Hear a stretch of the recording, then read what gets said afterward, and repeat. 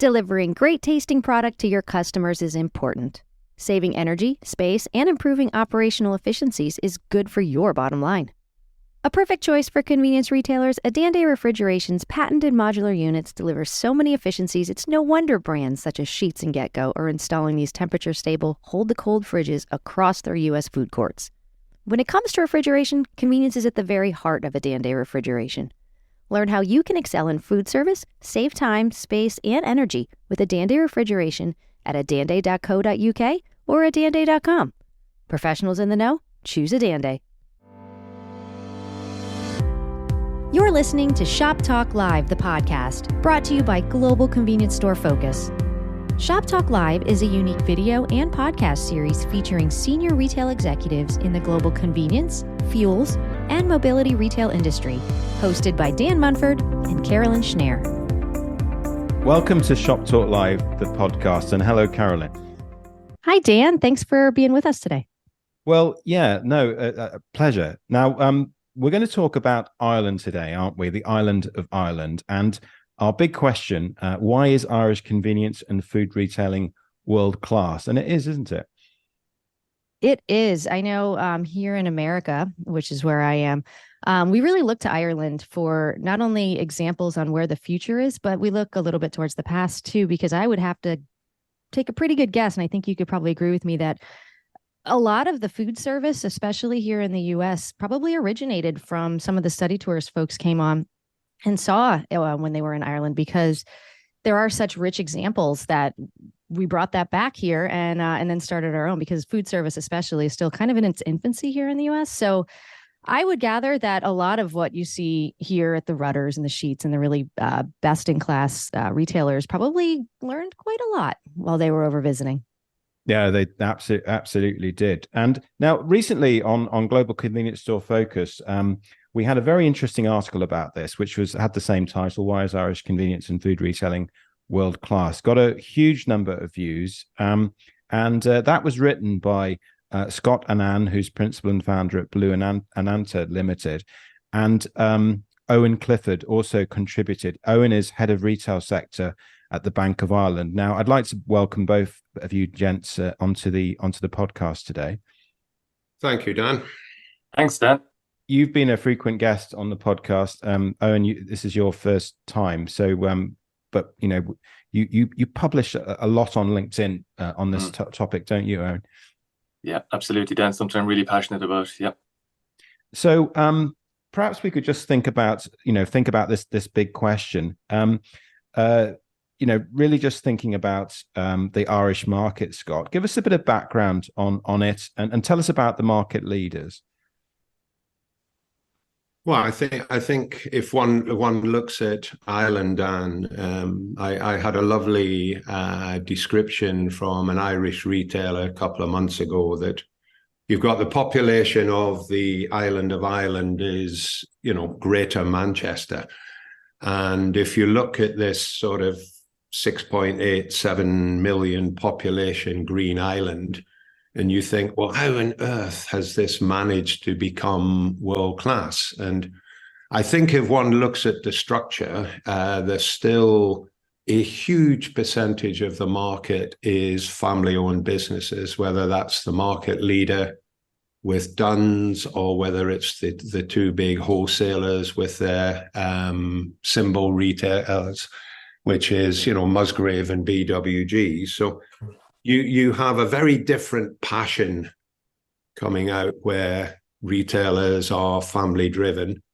And then the other thing is it's such a competitive marketplace that the Irish consumer really, doesn't go for anything substandard on food. They're always looking for different tastes, different ideas. And if retailers don't stay ahead of that, then obviously they slip behind, they lose share.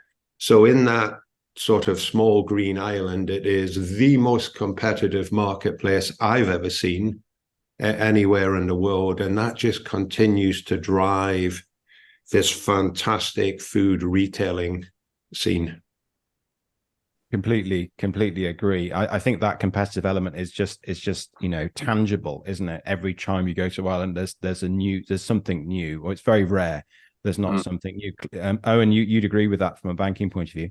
Absolutely, Dan. Look, and I think for me, there's probably two key elements to the magic formula in Ireland. Number one is there's an innate entrepreneurial spirit in the Irish DNA. And the second one is more mundane than that, and it's probably necessity. And if I take the entrepreneurial spirit, the actual term entrepreneur, it was coined by an Irishman, Richard Cantillon. And I think in recent times we've seen that term probably hijacked by tech startups or biomedical startups. But in an Irish context, the embodiment of entrepreneurship are our retailers. They're innovative, they're open to new ideas, they're agile, they're brave. They're hardworking, and as Scott outlined, look, there's no coincidence that this innovative mindset has been nurtured in a market where independent family-owned retailers have a significant market share, because it's a really competitive market. You've got large international retailers here, and the family-owned retailers, they recognize, look, a generic cookie cutter offering, it just won't be sustainable, So that's the necessity piece. So I think the combination of both of those is the magic formula. And look, I meet hundreds of retailers on an annual basis all over the country, and what I really admire is they're constantly challenging themselves. Does my store reflect my community? Community is really important in the convenience and food retail context. Does it reflect the vision and values of my customers? And there's a beautiful Irish word, a Gaelic word, spree, and it means enthusiasm and joy. And I think that captures the mindset of the best retailers in Ireland when they're developing their store strategy. They just want it to be a really enjoyable customer experience, because look, let's face it, grocery shopping, convenience shopping, for many people it's a really functional task, and without wanting to be too cringe about it, these retailers, they want to put fun into a functional task, and I think that's what that differentiates them. Scott outlined it, we've really high expectations here in Ireland, but these retailers, they're meeting these expectations. They're exceeding the expectations on a daily basis, and long may it continue. Yeah, definitely. And thank you for sharing that. And the community aspect's pretty interesting as well. But I know in community, you both mean like being in touch with the community, but also in terms of food. So Owen, I guess let me ask you, since we were just talking, what is next for Irish food service? Is it more in store? Is it more fresh prepared? Is it more proprietary products? Is it more branded? What are you seeing out there? In terms of at the moment, what we're seeing, the proportion of own brand or proprietary products, that's definitely increasing, and I think that's linked to what we're seeing around the world at the moment in terms of the cost of living and the inflationary environment that's there. So the proportion of sales that we're seeing from a retail perspective in own brand has definitely increased over the last 12 months, and it's something that retailers have been working on for a number of years now, but they're getting into the stage where they recognize you need to have a real value proposition, along with the differentiated high standards that they present in store. It's a footfall driver, and I think the key for the retailers then is, right, we have this lower cost offering, but how can we excite the customer, and how can we make the customer get involved with the other areas where they can drive some more margin into their business, which is the fresh food element, the deli, and those, and coffee, sit down areas. So it's nearly a gateway into the store is having the value proposition. We're seeing a lot more of that, Carolyn, and it's a necessity, which I mentioned earlier. In a competitive market, retailers recognize they have to go down that route. Yeah, I'm with Owen on that one. I've always been a fan of proprietary fresh food, and there's a couple of very simple strategic reasons for that. If you build your proprietary business, customers can't buy it anywhere else. So I think there's a first reason in terms of margin enhancement and in terms of differentiation.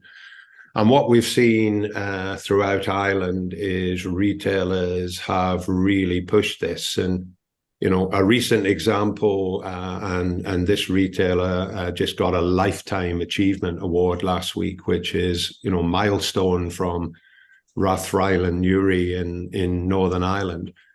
I mean, Tom and Anne have developed a business where 70% of what is sold in store comes under their brand, the Milestone. And that goes all the way from, tonight's dinner all the way through to, meat and produce, etc. But when we look at that differentiation, they're always pushing those boundaries, as Owen said, and that's very difficult to do if you're looking at ambient grocery. I mean, in Ireland, the other two family-owned businesses are our German friends. Let's not forget that. But they're at 25, 26% market share. That's considerable. Well, both Aldi and Lidl, the Schwarz Group, are German family-owned businesses, and they only have really one strategy, which is lowest price core grocery. So if we are going to try and get ourselves around that, then proprietary, which is the basis of their business, of course, but proprietary fresh food, keep pushing that forward, keep innovating, keep doing something different, is what makes this marketplace really successful. So I'm a huge fan of food service. We do see implants of franchise food service, obviously, in Ireland. There are some massively successful ones, but it's proprietary, in my view, that really makes it the most successful market. Oh, I think you're so right with that, Scott. And it's I can tell that you've got a lot of there's a lot of passion behind those points, because you can see, you can see the success that some of these retailers, like obviously Milestone, the Milestone store, have been having. I mean, just one question on this. I was in Ireland a couple of weeks ago, and as I know you all have, and you will, Carolyn, in February, we visited the Donnybrook Fair, one of the Donnybrook Fair stores at Dundrum, and I was talking to the team there, and I was just really interested. Obviously, it's a very nice store. Anyone visiting it would love it, and I wish I lived near a Dundrum Donnybrook Fair. But I thought the bigger point, to your point about proprietary, was the way Musgrave are making very clever use of the Donnybrook Fair brand. And there, that's a bigger story, isn't it? In terms of the kind of premium proprietary product that is under the Donnybrook Fair brand that you find in, I think it's, close to 100 Musgrave Centra and Super Value stores now. So that's an interesting development as well, isn't it, guys? Yeah, I was also in that store a couple of weeks ago, Dan, with an Australian group, 45 Australian retailers. We were over and we focused in that greater Dublin area. And our friends at Musgrave were, enormously helpful in terms of visiting that store. But if we look in terms of a strategy, Musgrave, Centra, Super Value, massively successful. If you then look at Dunnes as the market leader, then obviously they are perceived as being much more premium. Certainly Owen knows a lot more about this retailer than I. But if you look at that Donnybrook Fair opportunity, then extending that into the right Super Values and the right Centras, I don't think it could go to them all. But certainly those ultra urban ones, that the store that you visited, then that's perfect. That gives that competitive advantage. They could perhaps go head to head in occasions with Dunnes, and again really start to drive it forward in terms of quality proprietary food. Yeah, that's a great point, Scott, because I think it's something we're seeing more of in certain communities, is the partnership element. It's worked very well for Dunnes in some of their flagship stores, where they've brought in James Whelan's Butchers, they've brought in Sheridan's Cheesemonger, they've brought in really specific fishmonger offering. And what that has done is it's helped their drive footfall into the business, and it's become a differentiator for them in the marketplace, where if you went back 10, 15 years ago in Dunnes, it was a real value offering, and that was the offering that they were targeting, where they've shifted their offering towards a more premium element in what I call the first corner of the store, and that's now a gateway for customers to come in, along with the a voucher offering which they have, which has been running. I think it's the longest running voucher offer in the world, where you spend 50 and you get 10 euros off. And again, I suppose the first corner helps in terms of that, you know. Well, absolutely. I'm just going to throw one other thing in here, which is on the premiumization point, really, Owen, which is the Apple Green move with Marks and Spencers. That's another fair point. Again, it's partnership, and we're seeing that from an Apple Green perspective, and I think they recognize that, you know, that the Apple Green model being the forecourt model initially, and the shift towards food and convenience. Well, what else can we bring to the customer? So it's a Marks and Spencer would be known for dinner at home, evening meal, and again, it's it's a really strategic partnership, because from a Marks and Spencer's perspective, maybe in Ireland, they would have felt that their share of market was being taken by Dunn's and by Super Value, by Fresh, the good food market, in terms of them offering a premium model. So now this opens up a new type of customer for Marks and Spencer's in the Irish market as well. So very smart strategic partnership, and I think we're going to see more of that happening in the next couple of years, between inter-brand and also with food service and with the retail brands as well, that you will have local butchers, local fishmongers taking up space nearly in a concession type offering within some of the larger stores, giving that community feel to the stores, and also driving additional footfall then into the retailers as well. So it's been quite a while since I was in Ireland. Last time I was there, it was 2008, and it was a very different economic, probably a very different economic time, rolling into a recession pretty deeply way back then. And I'm excited to come back over in 2024 for my first time back. So I'm sure it's a lot different than 15 years ago. But I know, at least here in the US, a lot of companies have been investing heavily in their store, the actual physical store, and really upgrading those and the facilities. And Owen, I guess, how much have you seen in terms of, you talked a little bit about changing what's been offering in terms of fishmongering and different experiential things, I think. But in terms of, are stores really throwing a lot of investment towards whether it's just upgrading, basically, like to make stores and operations better, or are they just going all out and like just changing their entire persona, if you will? We've seen a lot of activity, Caroline, in terms of revamp activity. I think what a catalyst for it has been the retailers getting smart in terms of data. Look, you know, when all of us have recognized that the level of data and that's in retail is significant, but it was being the case traditionally of data everywhere, but very little information, where the best retailers have actually become really smart in terms of refining that data and using it appropriately. And what they've seen is that this has been a catalyst for investment activity, because what we have seen in the market is that, number one, you need to do a revamp to maintain engagement with your customers when it's competitive. That's a given. But what we're also seeing, where a revamp is delivered effectively, it's driving sales growth, it's driving margin growth, improved management of overheads, and this can be significant in a tight margin business. What the differentiator that I'm seeing is that traditionally all of the focus in terms of a revamp would have been implementing the revamp, getting the revamp done, causing as little disruption as possible in the shortest window of time. Where now I think there's an acknowledgement that the planning element and the evaluation element post the revamp are equally important, because what I've seen over the last 12 to 24 months is where the focus takes the traditional route and it's just about getting it done. It's what ultimately happens is what I call a Cinderella revamp.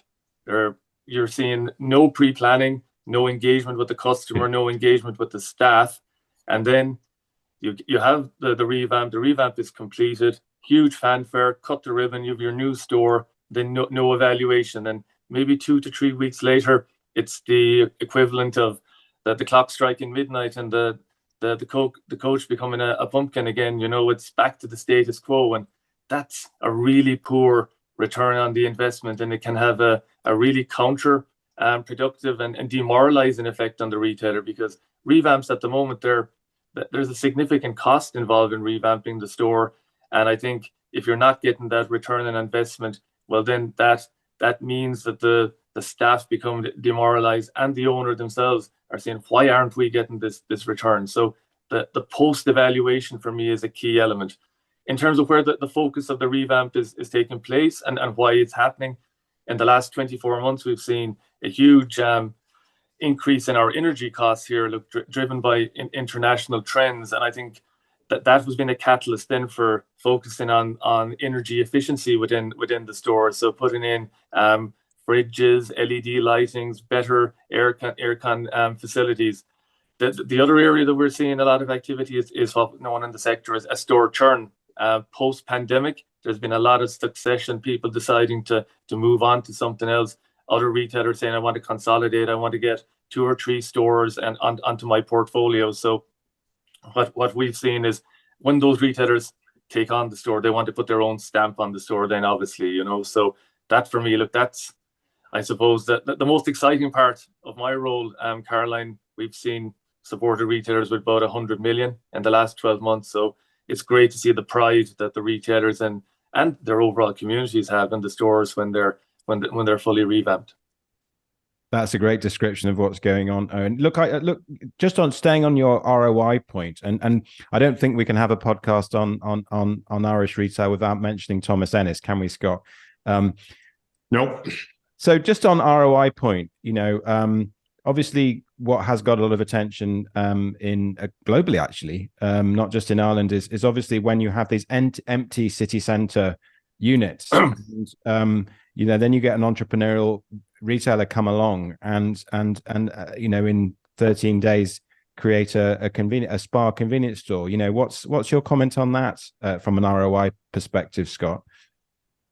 Well, I've been privileged to visit with Thomas the store 3 times now. 2 weeks ago with the Australian group, and there's a couple of things, Dan, in terms of different thinking. So you have an empty, redundant city centre store. There's an awful lot of those, you know, throughout the islands, as we know. But to make it happen, you have to have a retailer with some different thinking.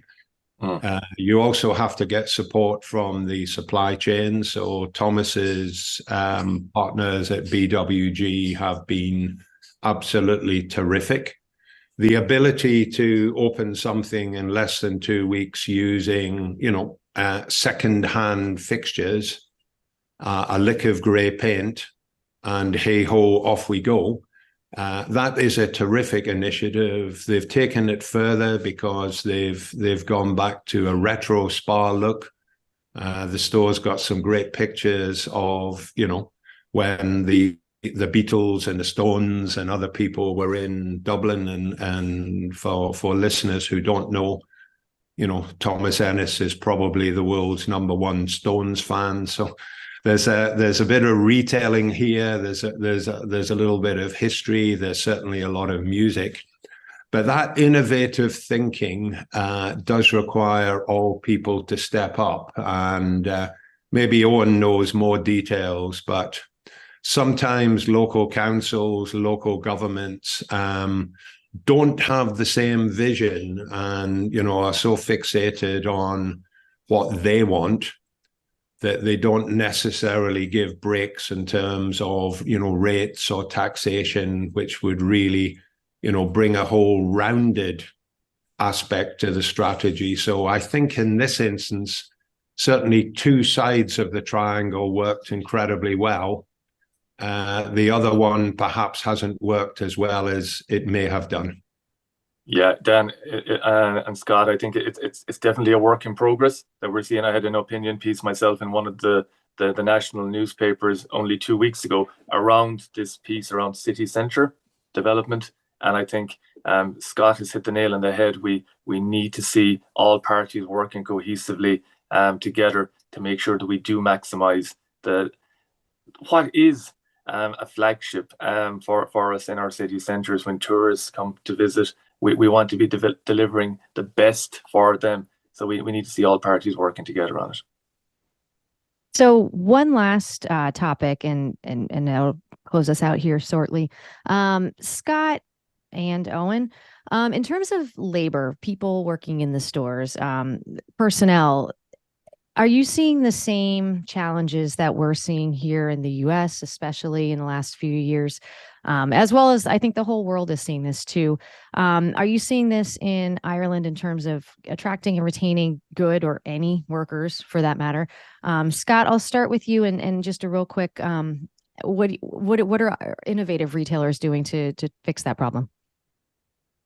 Well, it's a major issue, Caroline. I was in the US for the last 2 weeks and talking to big and small retailers, and hey ho, that was probably the first or second conversation. So if I go back to your initial question, retailers in Ireland who are focusing on proprietary fresh food, all day parts, particularly food for tonight, dinner, they are making significantly higher margins. Now, obviously, they have much higher overhead, but certainly those retailers that I know, including Thomas Ennis, Tom McAvoy and Milestone, all the way down to, say, down to Cork with, Shane Cantillon, they are managing to retain people. And part of that is obviously what they are offering those people, the environment that they work in, and they have an ability to pay it. So as Owen said, there are different types of investment. Those retailers have invested in electronic shelf edge labels, which give them lots of data and information. But more importantly, it takes away a lot of routine tasks, some of those boring tasks. So the team members have an opportunity to do a lot more engagement with customers. They can focus on the whole area of fresh food. So it's margin driven, but yes, particularly in the cities, Derry, Newry, Belfast, Dublin, it is tough because a lot of people either no longer wish to work in those type of environments. They are put off a lot by, sadly, the increase in crime. And, I heard retailers talk to me about that in Chicago and Des Moines last week. These are all issues, don't really impact rural or semi-urban stores as much, but it is an issue. I can't see it going away. Retailers who have the margin to invest will always be able to get better people and retain people. But the issue is the same, but perhaps not as extreme as, I heard in the US last week, Caroline. Well, that's good. Now, Owen, do you have a take on that and even any, I can't really predict the future, but what you see coming down the road financially?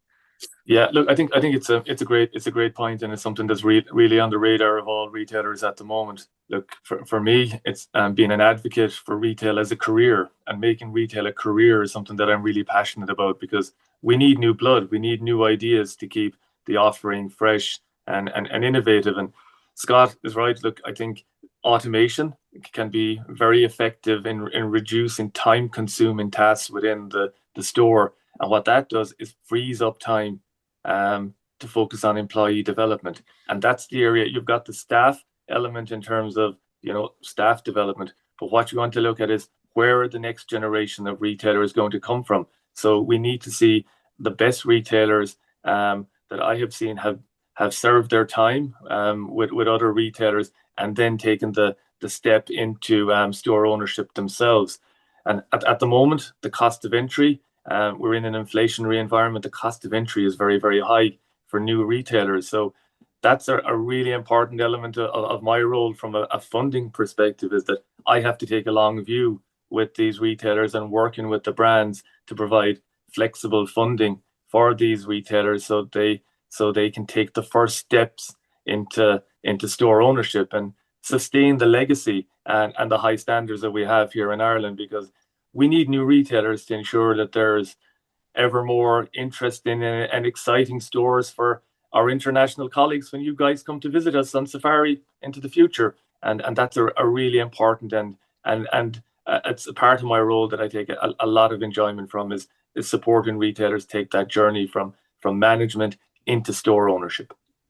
Well, it's a very intelligent approach to take that long-term view, and it's paid off, hasn't it? Just looking at some of the success of those businesses that you're working so closely with, Owen. So, hats off to you and the Irish for that. I think one interesting point to close on, of course, we do love coming to learn from the Irish market, and it's just famous for that, isn't it? And we'll be doing that again in February. And Scott, you're off and over as well, I know. But one other interesting point, one of the stores that as we're very active on LinkedIn. It's almost an obsession, and one of the I'd say the most interest of any posts that we've done over the last 6 months or so is in a store in Belsize Park, which is a Kavanagh's Budgeons. It's generated enormous interest in the UK market, and I'd say further afield too. So and again, just to reiterate, I'm just really making your point again, Owen, and your point, Scott. It's just interesting when you have a retailer who's prepared to really sort of put some big investment down, do something quite dramatic. They can carve out a niche for themselves in the London market too, can't they? Well, I've again visited the Kavanagh's in Belsize Park a number of times, and was privileged that Noel Kavanagh walked me through it. I also went to Donegal, I think, last month and visited some of his super value stores there. Yeah, I would love, as Owen said, for everybody to be able to do that. And if one looks at the technology investment there with shelf edge labels, cameras, etc., you look at the freshness of the proprietary product all the way through the store, then that is certainly leading edge, and it's a little bit of the best of Ireland has dropped in North London, and I would love to see more of that. The UK, as we know, Dan, has a very, very different structure. If one looks at independent retail across the island of Ireland, family-owned retail, it comes in at about 60% market share. Independent retail in the UK is less than 1.5% market share. So there's a very different dynamic in terms of, the supply chain, how retailers invest. But inspirational, absolutely, Kavanagh's, Belsize Park. And I take whoever wants to learn, I take them there, because to me, I always walk out of there with a smile on my face. Absolutely. Look, guys, I think you've really done justice to the theme today. Fascinating discussion. I think perfectly ending with the point that there's a little bit Irish retail magic in North London. If you don't necessarily just need to go to Ireland now, but of course there's a lot more magic in the island of Ireland to learn from a retail perspective. So Scott, Owen, pleasure for me and Carolyn to talk to you today. Thank you for listening to Shop Talk Live, the podcast. This episode was produced by Dan Munford and Nick Scherzer with support from Jenna Ferguson and Lorraine Evans. It was produced, edited, and mixed by Carolyn Schnare, and music was provided by Wolfgang Worley. Tune in every other week for new episodes, and please subscribe on your favorite podcast platform and learn more at globalconveniencestorefocus.co.uk.